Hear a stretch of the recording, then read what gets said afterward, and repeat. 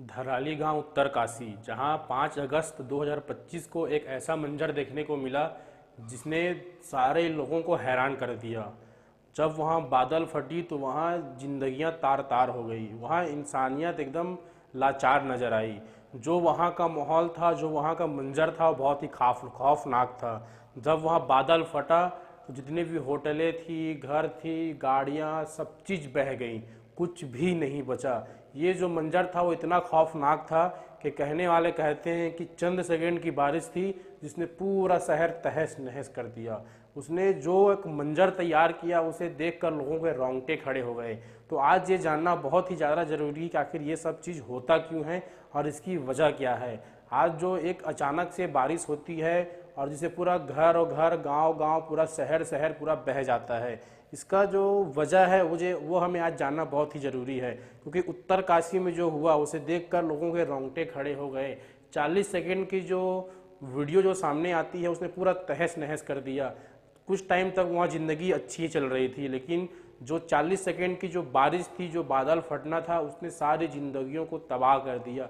सैकड़ों लोग वहाँ अब भी लापता बताए जा रहे हैं। सैकड़ों लोगों की मौतें हो चुकी है। हालांकि सरकारी आंकड़े हैं वो आंकड़े कम में दिखा रहे हैं, लेकिन जो जो वहाँ ज़मीनी तौर पे जो देखा जा रहा है और जो माहौल था, जो मंजर था, उसे देखकर साफ पता चलता है कि वह काफ़ी लोगों की मौतें हुई हैं और सैकड़ों लोग बेघर हो चुके हैं। एक पूरा शहर बर्बाद हो चुका है।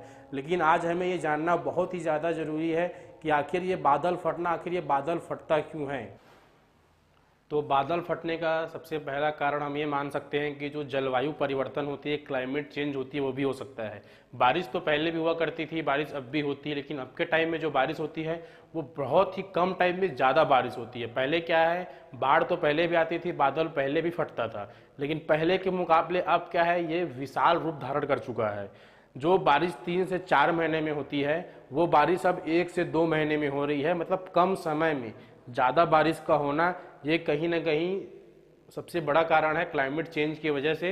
जो बारिश जो कम समय पे ज़्यादा बारिश हो रही है, इससे बादल फटने की संभावना जो है वो ज़्यादा रहती है। फिर उसके बाद आता है नदियों का रास्ता रोक देना। हम विकास के नाम पे विनाश करते जा रहे हैं। विकास के नाम पे जितने भी नदी है उन सब का रास्ता मोड़ रहे हैं। हम अपने विकास के लिए, बिल्डिंग्स तैयार करने के लिए, फैक्ट्रीज तैयार करने के लिए जो नदियां हैं उनके जो रुख है उसको बदला जा रहा है। तो कहीं न कहीं जब बहुत ही ज़्यादा बारिश होता है तो पानी का बहाव कोई भी नहीं रोक सकता।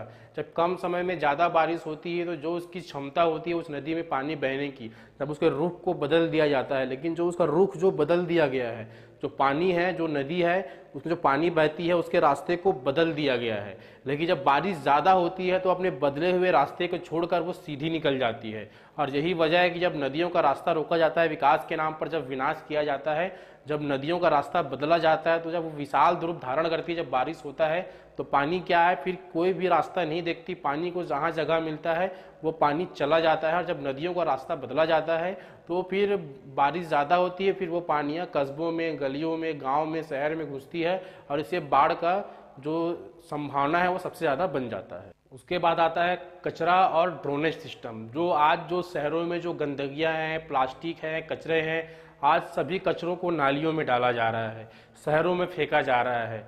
जो रास्ते पानी बहने के थे, जिस रास्ते में पानी बह के निकल जाता था, शहरों से बाहर पानी चला जाता था, आज जो बारिश हो रही है वो कचरे जो हैं, वो जो नालियों में जो गंदगियां हैं, वो बारिश के पानी को निकलने के लिए रास्ता नहीं दे रही है। और कहीं न कहीं जो कचरे जगह जगह में पड़े हुए हैं वो बारिश का जो पानी है उसके रास्ता को रोकती है। और यही कहीं न कहीं ये भी एक वजह बनता है कि जो पानी है वो नालियों के जगह, नालियों से जो पानी जो जाने का रास्ता होता है उससे पानी नहीं निकल पाता, फिर वो पानी शहरों में, गलियों में, गाँव में घुसता है और उसके बाद बाढ़ की स्थिति निर्मित हो जाती है। डैम और गलत प्लानिंग भी इसकी सबसे बड़ी कारण है। जब डैम में जब पानी का जल स्तर बढ़ जाता है तब बिना किसी सूचना दिए वहाँ का जो डैम का जो पानी है उसका गेट खोल दिया जाता है। और उससे क्या होता है कि अचानक जब गेट खोला जाता है तो वो पानी अचानक से जो गलियों से जो नदियाँ जो बहती हैं, जो गाँवों से नदियाँ जो निकलती है, वहाँ जो पानी का जो क्षमता है वो कम होता है और जल स्तर वहाँ का बढ़ जाता है। फिर वो पानी क्या होता है कि शहरों में और गांव में घुस जाती है। तो कहीं ना कहीं बिना प्लानिंग के जो डैम के पानी को छोड़ा जाता है, ये भी सबसे बड़ा कारण बनता है कि बिना सूचना दिए पानी खोल दिया जाता है और जो फिर उसके बाद गांव में घुस जाती है, उसके बाद बाढ़ की स्थिति निर्मित हो जाती है। उसके बाद आता है पेड़ों की कटाई और शहरीकरण। कहीं ना कहीं इस पर भी हम लोगों को ध्यान देना बहुत ही ज़्यादा ज़रूरी है कि हम शहरीकरण करने के चक्कर में पेड़ों की कटाई कंटिन्यू करते जा रहे हैं, लगातार करते जा रहे हैं। जब पेड़ ही नहीं होंगे तो पानी कहाँ रुकेगी। धुआंधार पेड़ों की कटाई की जा रही है। अब तो जंगल भी कंक्रीट के दिखने लगे हैं। जब जंगल ही कंक्रीट के हो जाएंगे तो फिर पानी कहाँ जमीन के अंदर जाएगी। पहले जब बारिश होती थी तो जमीन मिट्टी पहले पानी को अपने अंदर सोख लेती थी, लेकिन अब मिट्टी में वो क्षमता नहीं बची। पूरे कंक्रीट के तो जंगल हो गए हैं, सारे पेड़ों को काट दिया गया है। तो इससे क्या होता है, जो बारिश होती है वो थोड़ी सी भी बारिश बाढ़ का रूप ले लेती है, क्योंकि बारिश होती है तो जमीन जो है वो पानी अपने अंदर नहीं सोख पाती है और वो पानी सीधा शहरों में फिर वो चला जाता है, जिससे भी बाढ़ की स्थिति निर्मित हो जाती है। आज हमें समझना बहुत ही ज़्यादा ज़रूरी है कि बाढ़ एक नेचुरल डिजास्टर नहीं है, कहीं न कहीं हम इंसानों की लापरवाही भी है, जो हम शहरीकरण के चक्कर में पेड़ों की कटाई करते जा रहे हैं कंटिन्यू।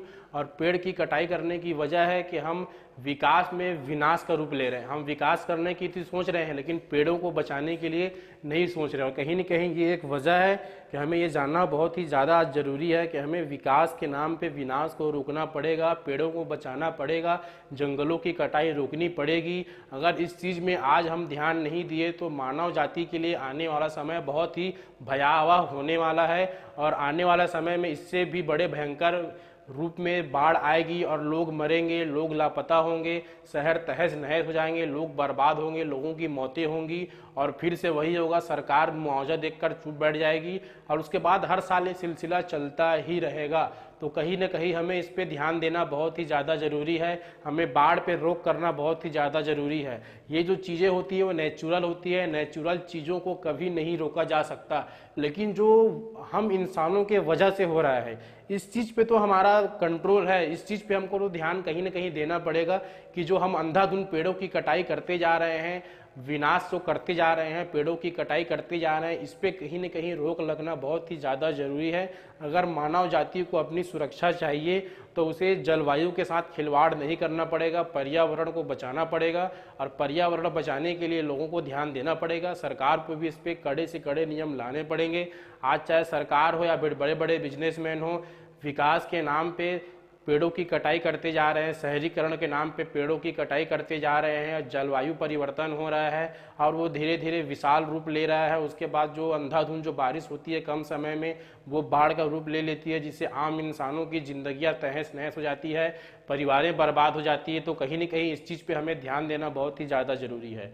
दोस्तों, अगर आपको वीडियो पसंद आया हो तो वीडियो को आप लाइक जरूर करें। फिर से दोस्तों एक नई वीडियो मिलेंगे एक नई जानकारी के साथ, तब तक के लिए जय हिंद।